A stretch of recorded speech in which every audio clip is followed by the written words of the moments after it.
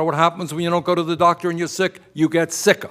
And maybe you end up in an emergency room where the cost of primary care is 10 times or 8 times more than it is if you walked into a community health center.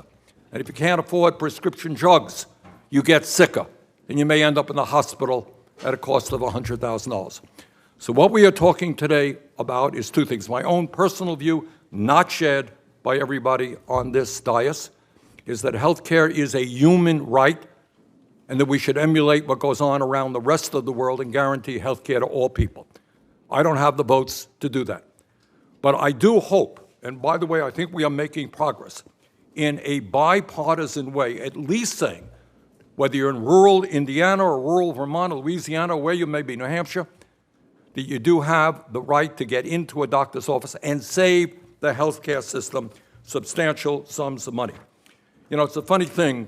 We had a hearing a couple of weeks ago on the crisis in the healthcare workforce. And it turns out that there was strong bipartisan support. Nobody denied the fact that we need more doctors and nurses and dentists and mental health practitioners and pharmacists. We all understood that. And ironically enough, I mean, to talk about nonpartisanship, the witness that Senator Casey brought was, I thought, brilliant, talking about what was going on in Louisiana, doing extraordinary work. Could have been not Casey. Oh, I'm sorry. I'm sorry. Casey was good too, but you were better.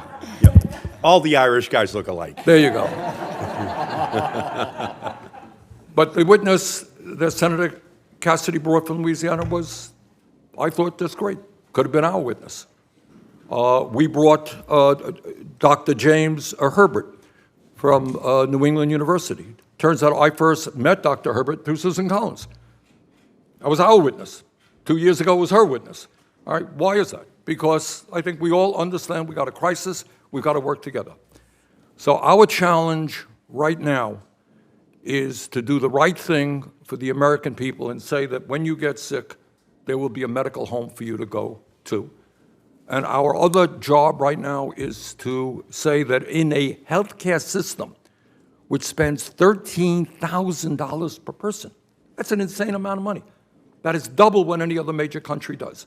That we understand when we invest in primary healthcare, we are going to save the system money.